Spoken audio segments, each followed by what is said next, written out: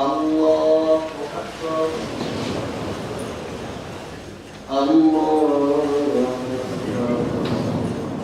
كل عام وأنتم بخير. madaxweynaha maamulka Hirshabelle mudane Maxamed Cabdi Waare iyo ku-xigeenkiisa iyo xubnaha baarlamaanka Hirshabelle ayaa salaada ciidda maanta waxa ay masjid kamid ah masaajidda ku yaala magaalada Jowhar kula dugteen boqolaal shacab oo reer Hirshabelle ah kadib gudashada waajibaadka salaada madaxweynaha maamulka Hirshabelle Maxamed Cabdi Waare ayaa khudbad ka soo horjeediyay jamaacadii ka soo qayb gashay tukashada salaada Ciidul Fidriga maalinta koowaadna magaalada Jowhar looga ciiday wa ala alihi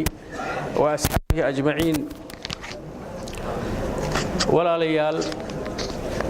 waxa maanta farxad noo ah inaan idinka qayb qaadanno xafladan ciidan reyntan wixii toosan Allah noo toosiyo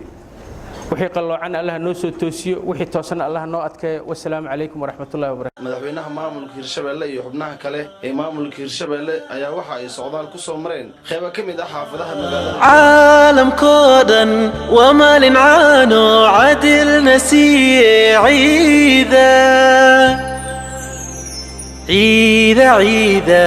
ciida maanta ciid wanaagsan ciida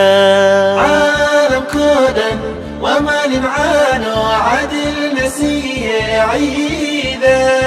dhanka kale shacabka ku dhaqan magaalada Jowhar ayaa siyaabo kala duwan waxa ay ga hadleen farxadda Ciidul Fidriga iyo maalinta koowaad sida magaalada Jowhar looga ciiday dhammaan ummadda islaamka salaama meel walba joogto taqabbal Allah minna wa minkum salih al a'mal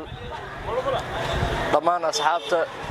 inta maqalkay muuqay taqaana salaama muslimiinta ijmaac meel walba joogaan salaama khaasatan muslimiinta Soomaaliya muslimiinta meel kasta dunida ka caalamka joogaan waxa ugu hambaleynayaa munaasabada Ciidul Fidriga waxa si qaas ah halkan hambaleyda ula qaybsanaya waalidiinteeda meel kasta joogaan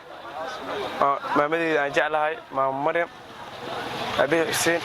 familkayga meel kasta dunida ay ugu sugayeen Ahmed Maclow Bulsha TV magaalada Jowhar.